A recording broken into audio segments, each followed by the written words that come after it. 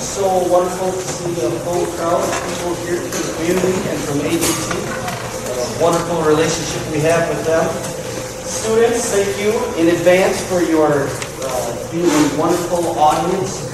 The people that have practiced this play have put in a large, huge amount of time practicing their lines and practicing for this play, and it's a really, really special thing. So with that, with your audience. I just want to thank Miss Qualley and Mrs. Lackner for their work on this play.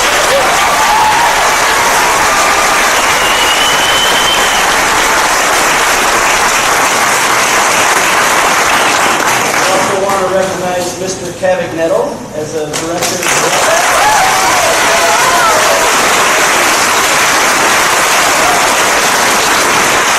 And of course, Mr. David Daniel, the favorite.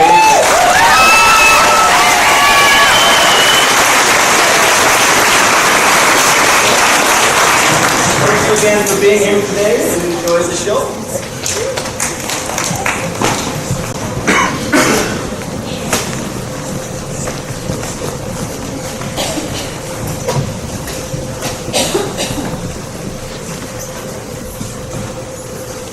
Dedicate this performance to the teachers, the families, and the community and to all for them that have been changed forever by gun violence. Thank you.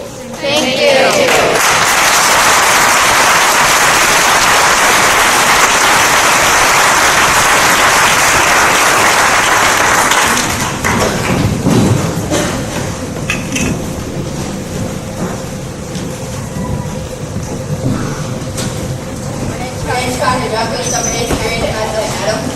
My name is Larson, and I'm in 7th grade, and I play Orlando.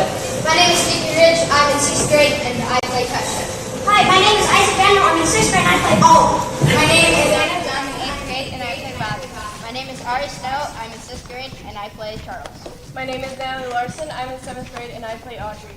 My name is Nicholas Daniel. I'm in 8th grade, and I play Jake Lees. My name is Leah Dybert. I'm in 7th grade, and I play Phoebe. I'm Seth Neuheisel. I'm in 8th grade, and I play Duke Frederick. My name is Ryan Norton. I'm in 8th grade, and I play Sylvius. My name is Ryan Kane. I'm in 6th grade, and I'm part of the ensemble. My name is Vivian Jensen. I'm in 6th grade and part of the ensemble. I'm Leah Druckenberg. I'm in 6th grade, and I'm part of the ensemble. I'm Avery Wilson. I'm in 8th grade, and I play corn.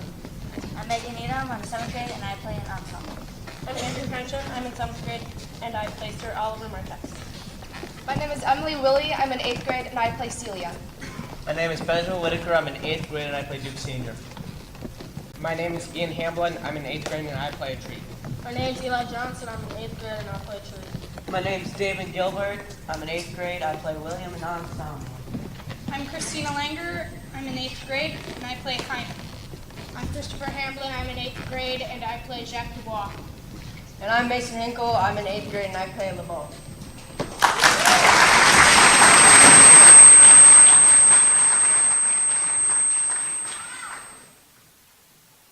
It was bequeathed me by will 1,000 crowns, and charged my brother to breed me well. And there begins my sadness. My brother Jacques, he keeps at school, and he stays me here at home unkept. His horses are bred better, but I, his brother, gain nothing under him. The spirit of my father, which I think is within me, begins mutiny against this servitude.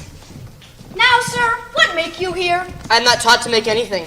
Marry, sir, be better employed. No, you are, sir. Oh, sir, here in your orchard. No, before whom, sir? I know you are my eldest brother, and you should know me. I have as much my father in me as you. What, boy? Come, elder brother. You are too young in this. Wilt thou lay hands on me, villain? I am the youngest son of Sir Only Boys. Who is my father? And he is thrice a villain that says such a father's begot villains. Wert thou not my brother, I would not take this hand from thy throat till this other pull out thy tongue for saying so. Sweet masters, be patient. My father charged you in his will to give me good education. You have trained me like a peasant.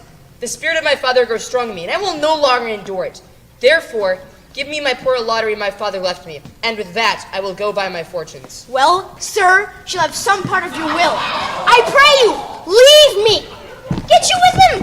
You old dog! Is old dog my reward? Most sure I've lost my teeth in your service. I don't give no 1,000 crowns! Charles! Get remark to your worship, sir. What's the new news at the new court? The old duke is banished by his younger brother, the new duke. Can you tell if Rosalind, the duke's daughter, be banished with her father? I don't. She's at the court.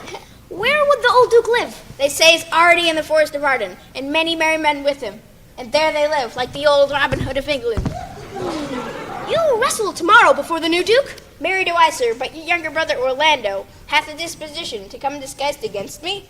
I'll be loath to foil him. I tell thee, Charles, it is the stubbornest young fellow of France, a villainous contriver against me, his natural brother. Therefore, I believe thou didst break his neck as his finger. For, and I assure thee, with almost tears I speak it, there is not one so young and so villainous this day living. If he come, I'll give his baby! God keep your worship. Farewell, good Charles. My soul, yet I know not why, hates nothing more than he. Yet he's gentle, full of noble device, of all sorts of enchantingly beloved. But this wrestler shall clear all. I pray thee, Rosalind, my cuz, be merry. Dear Celia, teach me to forget a banished father.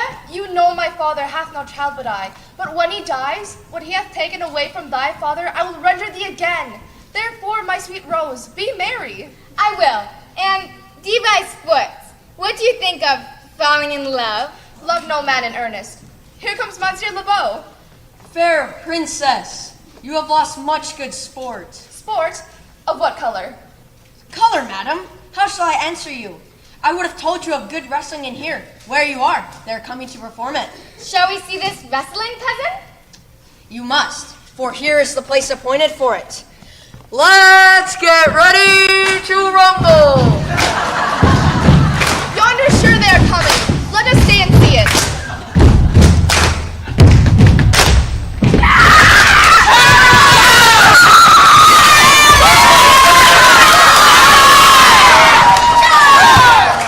Is yonder the man? Even he, madam. He is too young. How now, daughter and cuz? Are you crept hither to see the wrestling? Aye, my liege. You will take little delight in it, in pity of the challenger's youth. I would dissuade him, but you'll not be entreated. Young man, have you challenged Charles the wrestler? I come as others do, to try the strength of my youth. You've seen proof of this man's strength. We pray you give over this attempt. Do, young sir. If I be foiled, there is but one shame that was never gracious. If killed, but one dead that is willing to be so.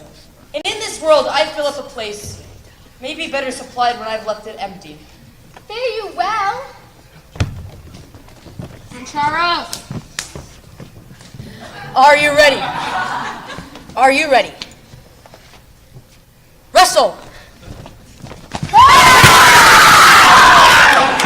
Now Hercules be thy speed, young man. Whoa. Oh, excellent, young man.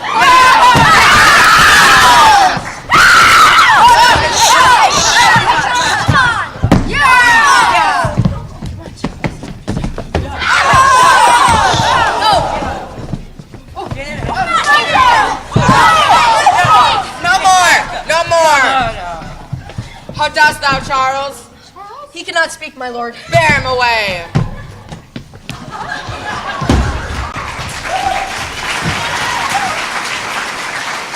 What is thy name, young man? Orlando, my liege, the youngest son of Sir Roland de Boys.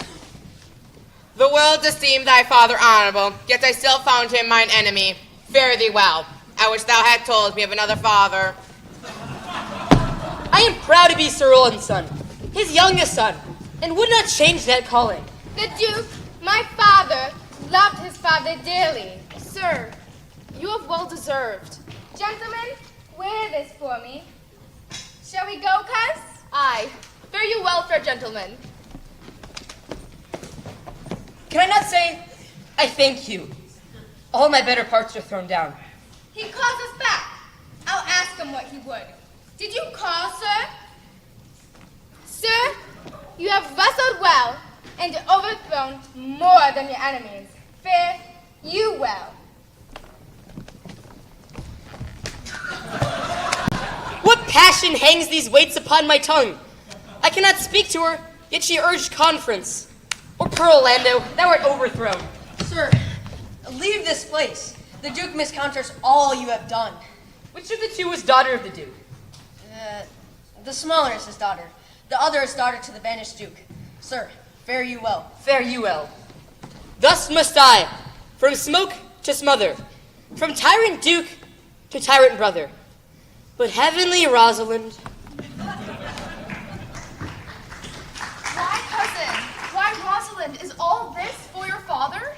No, some of it's for my child's father. Is it possible, on such a sudden, that you've fallen into so strong a liking with old Sir Rowland's youngest son? The Duke, my father, loved his father dearly. I should hate him, for my father hated his father. Love him because I do. Look, here comes the Duke. With his eyes full of anger. Where's the Duke? Mistress, dispatch your Thursday pay and get you from our court. Me uncle? You, cuz, within these 10 days, if thou beest found so near our public court as 20 miles, thou diest for it. I do bespeak your grace. Let me know the knowledge of the folk bear with me. Thou art thy father's daughter. There's enough. My father was no traitor. Celia, we stayed her for your sake, else with her father ranged along. If she be a traitor, why so am I. She is too social for thee. Firminy or effective is my doom. She is banished. I cannot live without your company. You are a fool! Eunice, provide yourself. If you outstay the time, you die!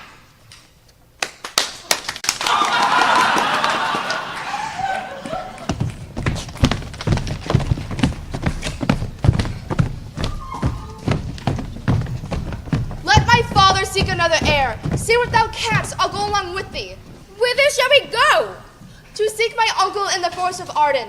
I'll dress myself up in poor and mean attire, the like to you, so shall we go along and never stir assailants. But were not better, because I am more common tall, that it did suits me, up points like a man? What shall I call thee when thou art a man? Ganymede. But what would you be called? No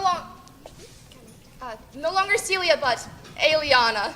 But cousin, what if we, a stay to steal, the clownish fool out of your father's court? Would he not be comfort to our travel? He'll go along o'er the wide world with me. Leave me alone to woo him. Now shall we go in content to liberty and not to banishment. Oh, my gentle master. Why, what's the matter? Your brother hath heard your praises, and this night he means to burn the lodging where you used to lie, you within it. Do not enter it. Here, I 500 crowns. All this I give to you. Let me be your servant. Though I look old, yet I'm strong and lusty. For in my youth I never did apply the hot and rebellious liquors in my blood. I'll do the service of a younger man. Oh, good old man, thou art not for the fashion of these times. We'll go along together. For 17 years till now, here lived I, but live here no more. At 17 years, many their fortune seek, but at 80 it is, too late a week.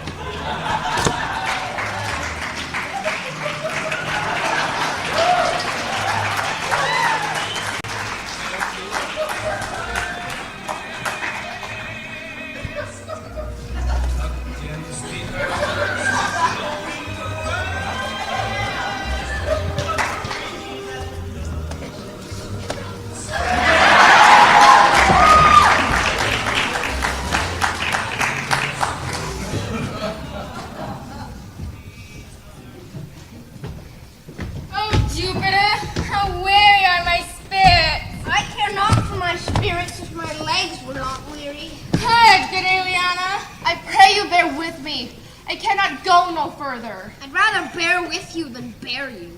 Well, this is the forest of Arden. Now I am in Arden. Woo!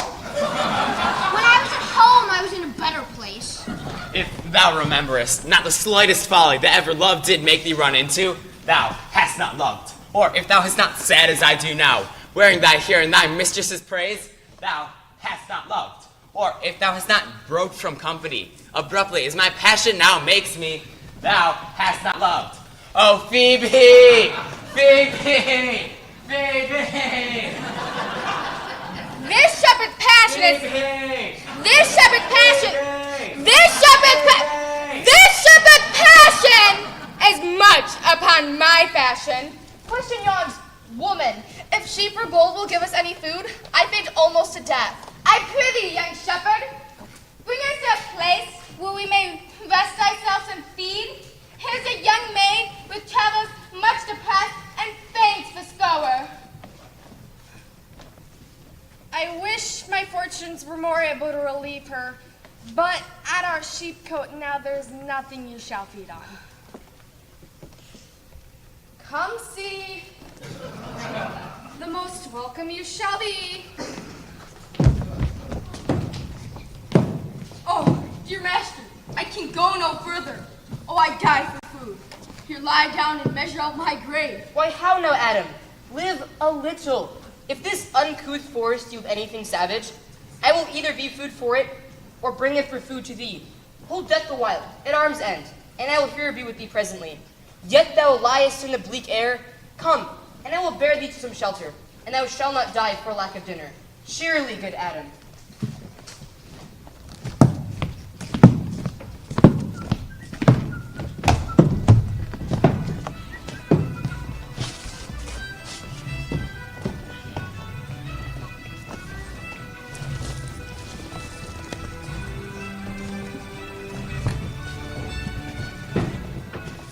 And now, my co-mates and brothers in exile, are not these woods more free from peril than the envious court? Here feel we but the penalty of Adam, the season's difference as the icy fang and churlish chiding of the winter's wind, which, when it bites and blows upon my body, even till I shrink with cold, I smile and say, this is no flattery. These are counselors that seemingly persuade me what I am. Sweet are the uses of adversity, and this our life, exempt from the public haunt, finds tongues in trees, books in the running brooks, sermons in stones, and good in everything. Why, how now, monsieur, you look merrily. A fool. A fool. I met a fool in the forest. A motley fool. One that hath been a courtier. Oh, that I were a fool. I am ambitious for a motley coat. Thou shalt have one. Invest me in my motley. Give me leave to speak my mind, and I will, through and through, cleanse the foul body of the infected world. Thou thyself hast been libertine. Forbear and eat no more. Why, I have eaten none yet. Forbear, I say. He dies that touches any of this fruit, till I and my affairs are answered. And if you will not be answered within reason, I must die. What would you have? Your gentleness shall force more than your force move us to gentleness. I almost die for food, and let me have it. Sit down and feed, and welcome to our table. Speak you so gently. Pardon me, I thought that all things had been savage here. But forbear your food a while. There is an old poor man who hath after me limped in pure love. Till he be first sufficed, I will not touch a bit. We will nothing waste till you return. Thou seest, we are not all alone unhappy. This wide universal theater presents more woeful pageants than the scene wherein we play in. All the world's a stage, and all the men and women merely players. They have their exits and their entrances, and one man in his time plays many parts, his acts being 7 ages. At first, the infant, mewling and puking in the nurse's arms, and then the whining schoolboy, with his satchel and shining morning face, creeping like snail unwillingly to school. And then the lover, sighing like furnace, with a woeful ballad made to his mistress's eyebrow. And then the soldier, jealous in honor, sudden and quick in quarrel, seeking the bubbly reputation even in the cannon's mouth. And then the justice, with fair round belly and good capon lined, eyes severe, beard a formal cut, full of wise saws and modern instances, and so he plays his part. The 6-8 shifts, into the lean and slippered pantaloon. With spectacles on nose and pouch on side, his youthful hose well saved a world too wide for a shrunk shank in his big, manly voice, turning again towards childish trebles, pipes and whistles in his sound. Last scene of all, that ends this strange, eventful history, is second childishness and mere oblivion. Sans teeth, sans eyes, sans taste, sans everything. Welcome. Let him feed. I thank you most for him. So had you need. I scarce can speak to thank you for myself. You are the good Sir Roland's son. Be truly welcome hither. I am the Duke that loved your father. Good old man, give me your hand, and let all your fortunes understand.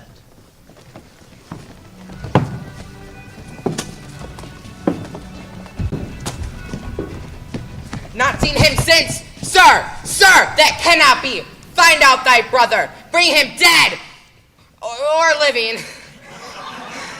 Thy land sweet into our hands. Oh, that your highness knew my heart in this. I never loved my brother in my life. More villain thou. Do this expediently.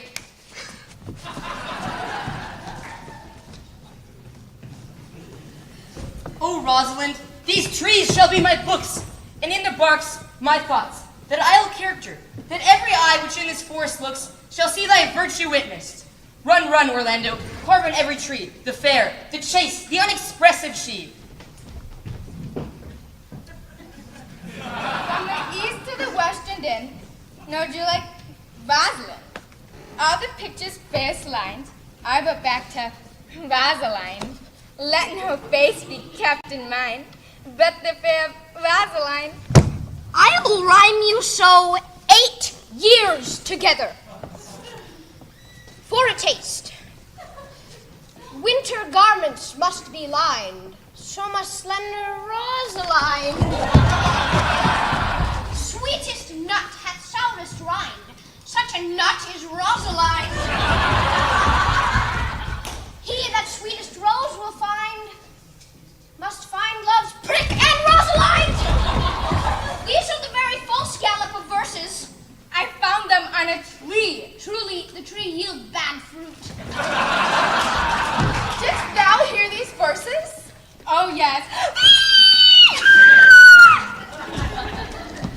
And without wondering how thy name should be hanged and carved upon these trees, trow you who hath done this? Is it a man? And a chain that you once wore about your neck. Change you color? Nay, tell me who it is. Oh, wonderful, wonderful, and yet again wonderful. Take the cork out of thy mouth, so I may drink thy tidings. So you may put a man in your belly. What manner of a man? Is his head with a hat? Is his chin with a beard? Nay, he hath little beard. Let me stay the growth of his beard, if thou let me not the knowledge of his chin. It is young Orlando that tripped up the wrestler's heels and your heart, both in an instant. Nay, but the devil's mocking. Speak, said brown true maid. In faith, coz, 'tis he. Orlando? Orlando. What shall I do with my double and hose? Doth he know I'm in the forest dressed in man's apparel? I found him under a tree, stretching along like a wounded knight. There would be a pity to see such a sight. It well becomes the ground. Cry hollow to thy tongue. Does he not know I'm a woman? When I think, I must speak. Soft, comes he not here? 'Tis he. Slink by and note him.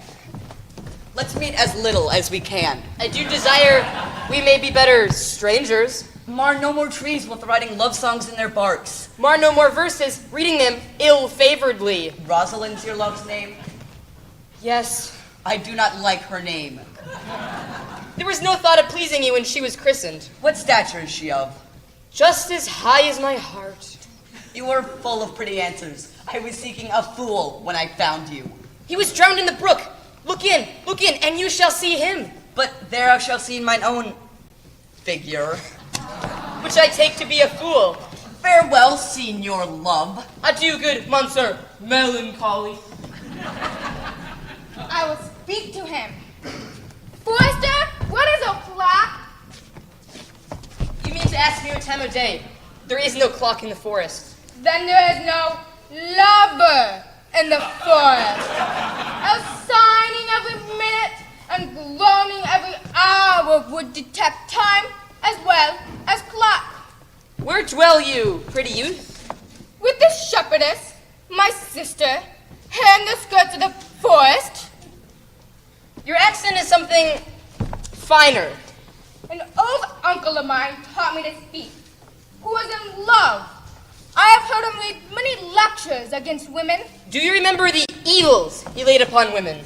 I will not cast away my physic, but to those who are sick. There's a man who haunts the forest that hangs odes upon heathworms, defying the name Rosalind. I'll give him some good counsel.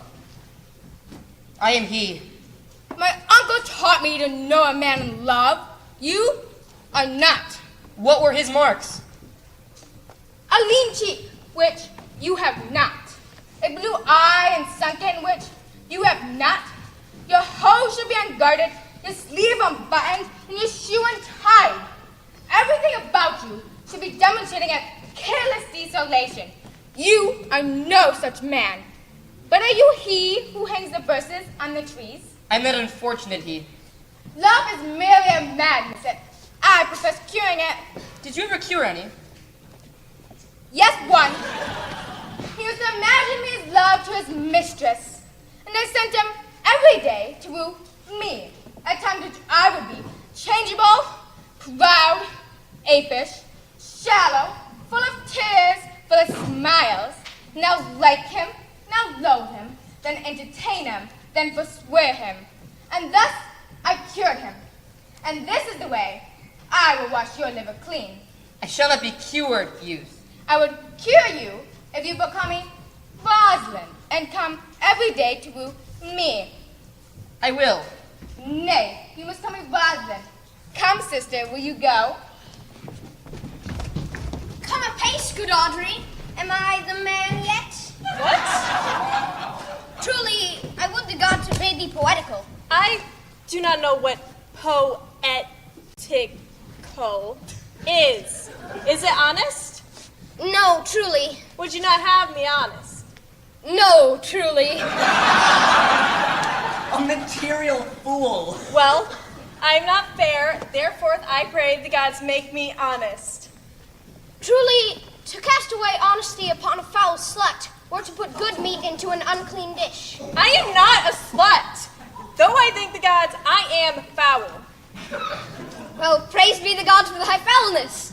Sluttishness may come hereafter. But I will marry thee. Sir Oliver Marchex, the vicar, hath promised to meet us in this place and to couple us. I would see this meeting. Will the gods give us joy? Amen. Here comes Sir Oliver. Is there none here to give the woman? She must be given, or the wedding is not lawful. Proceed, proceed. I'll give her. You are very well met. Nay, pray, be covered. Will you be married, Motley? As the ox hath his bow, sir, man hath his desires. Get you to church and have a good priest. This fellow would but join you together. As they join in wainscot, then one of you will prove like a shrunk panel, and like the green timber warp. He is not like to marry me well, and in not being well married, it will be a good excuse for me to hereafter leave my wife. Let me counsel thee. Come, Audrey, we must be married, or we must live in Baudry. Oh, brave Oliver, I will not to wedding with thee. 'Tis no matter. Never talk to me, I will weep. Have the grace to consider that tears do not become a man. But have I not cause to weep? As good cause as one would desire, therefore weep. But why did he swear he would come this morning and comes not? There's no truth in him. Not true in love? Yes, when he is in, but I believe he is not in. But you heard him swear he was. Was is not is. He writes brave verses, speaks brave words, swears brave oaths, and breaks them bravely. Who comes here? Sweet Phoebe, do not scorn me. Thou tellest me there is murder in mine eyes. Now I do frown on thee with all my heart. And if mine eyes can wound, now let them kill thee. I am sure there's no force in eyes that can do hurt. Come not near me, I shall not pity thee. Who might be your mother that you insult and exalt all at once over the wretched? What though you have no beauty, therefore you must be proud and pitiless? Why? What means I this? Why do you look on to me? I think she means to tangle my eyes too. No faith, proud mistress, hope not after it. 'Tis not your inky brows or your bugle eyeballs that can entertain my spirits for your worship. You are 1,000 times a proper man than she is a woman.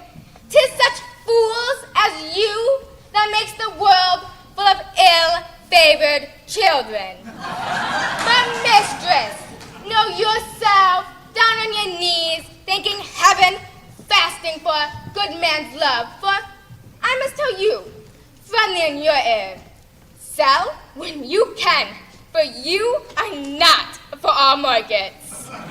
Sweet youth, I'd rather hear you chide than this man woo. I pray you, do not fall in love with me, for I'm falser than vows made in wine. Besides, I like you not. Shepherd, ply her hard. Shepherdess, look on him better. Good day and happiness, dear Rosalind. Where have you been? I come within an hour of my promise. And so you be tardy, come no more in my sight. But come woo me, for I'm now in a holiday humor and like enough to consent. Am I not your Rosalind? I take some joy to say you are. Well, I will not have you. Then I die. No faith.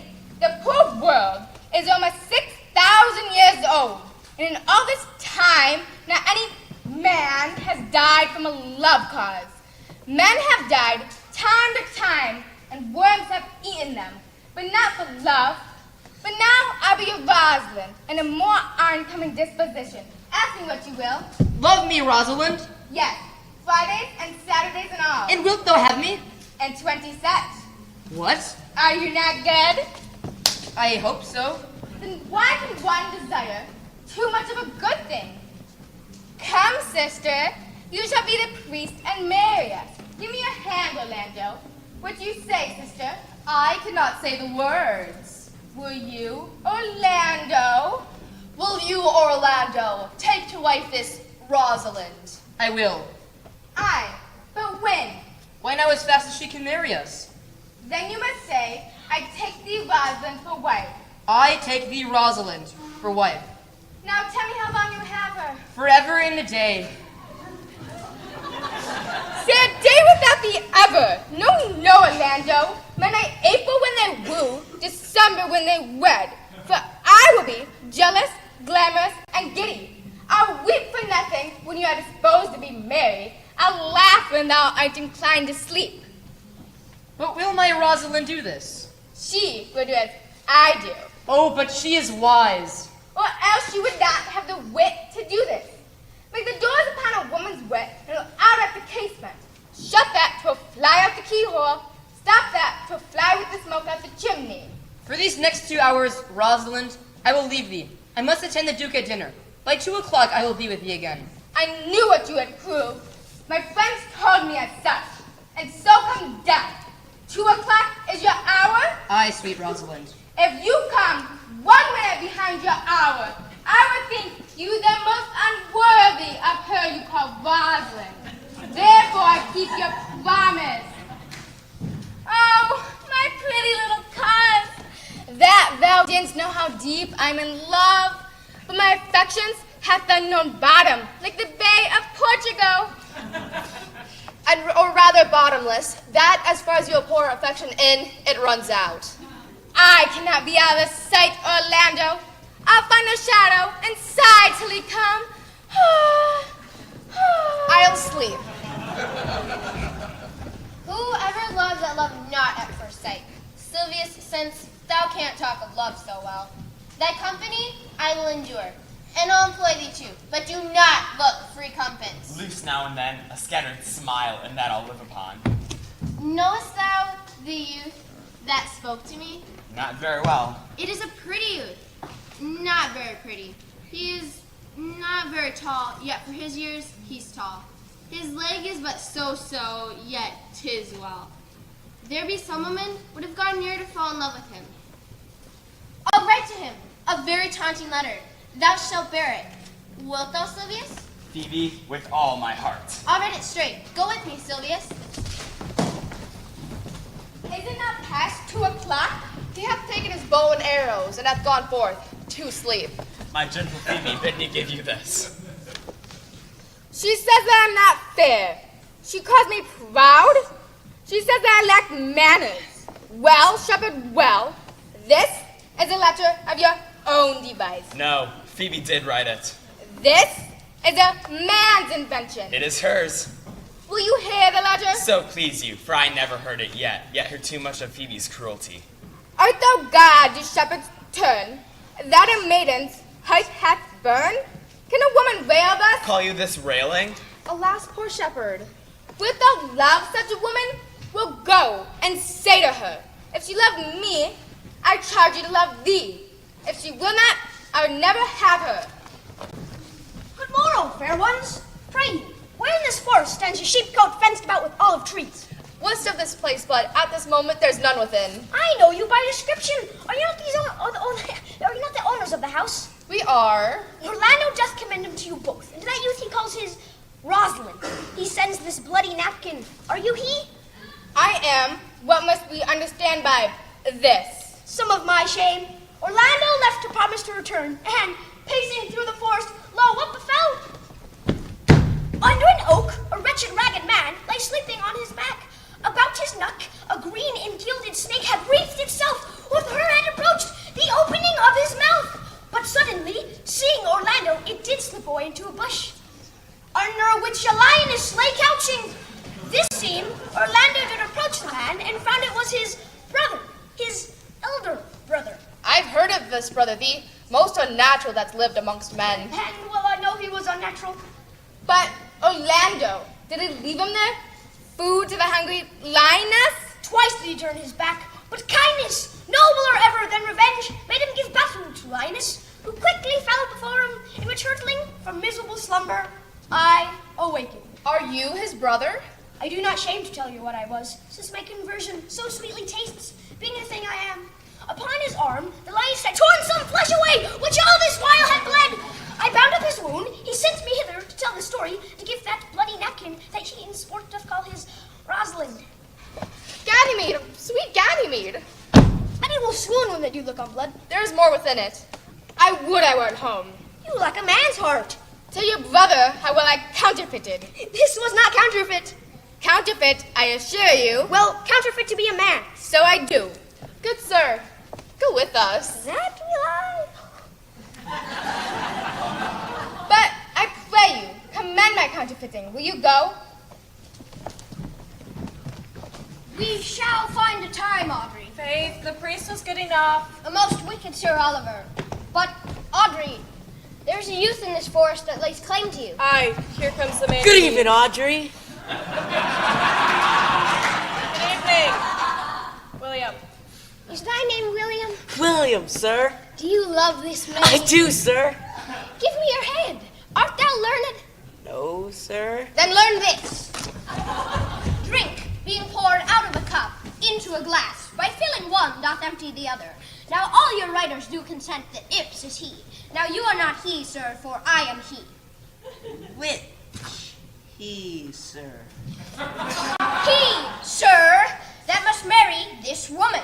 Therefore, you clown, abandon, which is in the vulgar league, the society, which is in the boorish company, of this female, which is in the common woman, which all together is, abandon the society of this female, or clown, thou perishest, or to thy better understanding diest, or to wit, I kill thee. I will deal in poison with thee, or in steel. I will overrun thee with policy. I will kill thee 150 ways. Therefore tremble and depart. Do.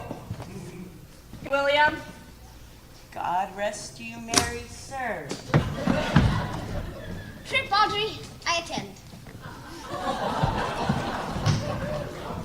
Is it possible, on so little acquaintance, that you should love and she should grant? I love Eliana, and it should be for your good, for all the revenue that was old Sir Rollins will estate upon you, and here live a shepherd. You shall be married tomorrow. Invite the Duke and all his followers. God save you, brother. And you, fair sister. Did your brother tell you how well I counterfeited this wound? And greater wonders than that. Oh, I know. For your brother and my sister no sooner met, but loved. No sooner loved, but asked one another the reason. No sooner knew the reason, but sought to remedy. They shall be married tomorrow. All such the more shall I be heart heavy. If you love Rosalind, when your brother marries Eliana, shall you marry her? Speakest thou in sober meanings? I do. Look, here comes the lover of mine and the lover of hers. Youth, you've done me much ungentleness. I cannot. Look upon him. Love him. He worships you. Good shepherd, tell this youth what 'tis to love. It is to be made all of sighs and tears, and so am I for Phoebe. And so am I for Ganymede. And I for Rosalind. And I for no woman. It is to be made all of faith and service, and so am I for Phoebe. And so am I for Ganymede. And I for Rosalind. And I for no woman. It is to be made all of fantasy, all made of passion, all made of wishes, all humbleness, all patience and impatience. And so am I for Phoebe. And so am I for Ganymede. And so am I for Rosalind. And so am I for no woman. If this be so, why blame you me to love you? If this be so, why blame you me to love you? If this be so, why blame you me to love you? Who do you speak to? Of why blame you me to love you? To her that is not here, doth not hear. No more of this. 'Tis like the howling of the Irish wolves against the moon. I will help you if I can. I would love you if I could. Tomorrow meet me all together.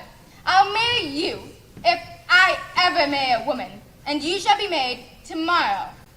I'll satisfy you if I ever satisfy a man, and you shall be married tomorrow. I'll content you if what pleases you content you, and you shall be married tomorrow. As you love Rosalind me, and as you love Phoebe me, and as I love no woman I'll meet. I'll not fail if I live. Nor I. Nor I. Audrey, tomorrow we will be married. I do desire with all my heart, and I hope it is known as God's desire to be a woman of the world. Here comes the banished Duke. Come, Audrey. Dost thou believe, Orlando, the boy can do all he has promised? I sometimes do and sometimes do not. You say if I bring in your Rosalind, you bestow her under Lando, That would I? that you would have her. That would I. You'll say you'll marry me. That will I. But if you do refuse to marry me, you'll give yourself to this most faithful shepherd. So is the bargain. Keep your word from hence I go, to make all these doubts even. There is, sure, another flood, and these couples are coming to the ark.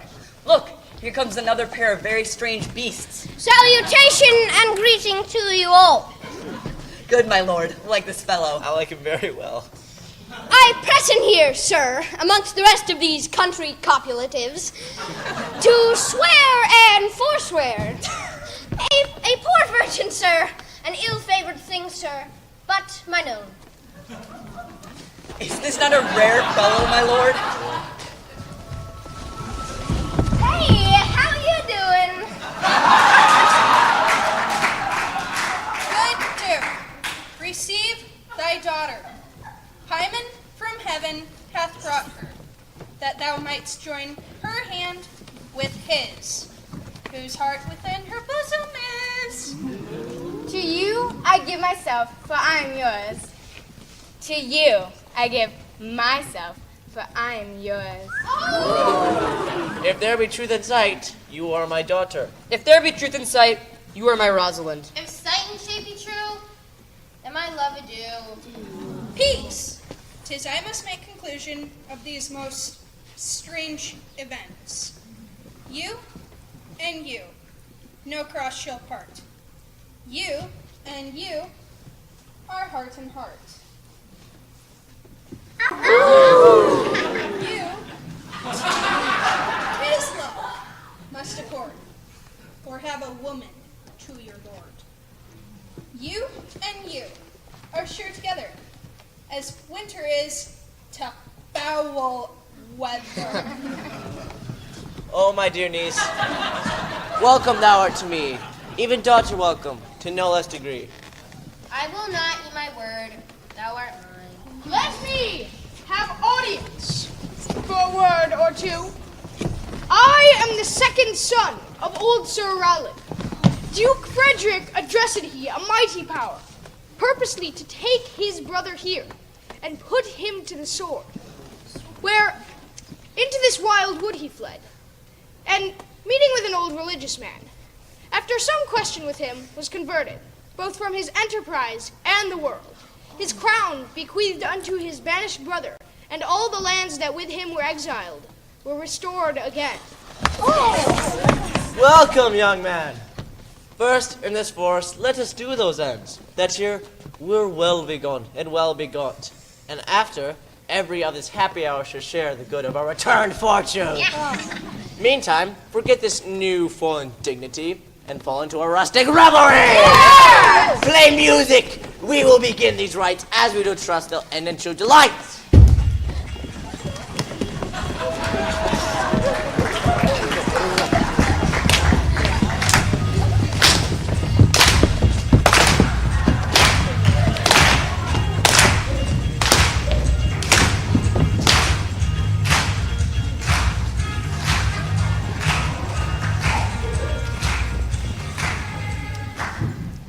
It is not the fashion to see the lady epilogue, but it is no more handsome to see the Lord prologue.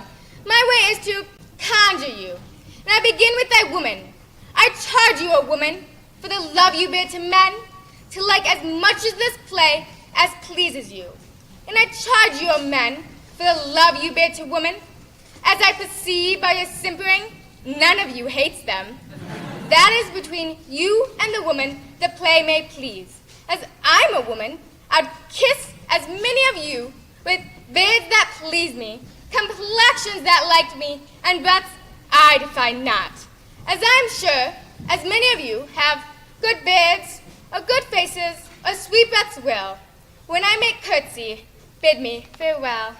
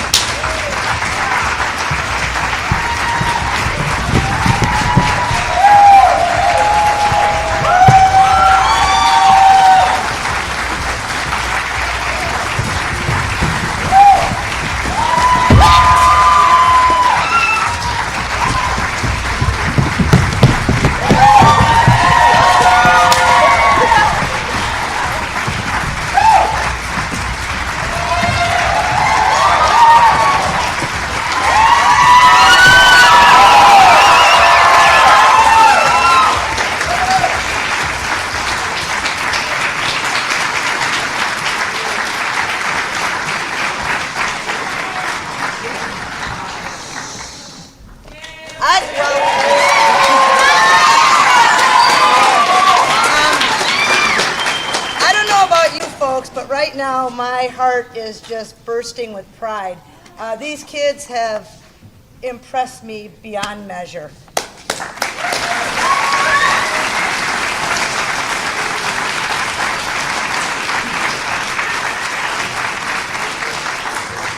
Thank you for the current fifth graders who came over here as a part of your transition. We're very happy to have all of you in our audience today, as well as the members from APT and our eighth graders that are leaving us to come to the high school this year.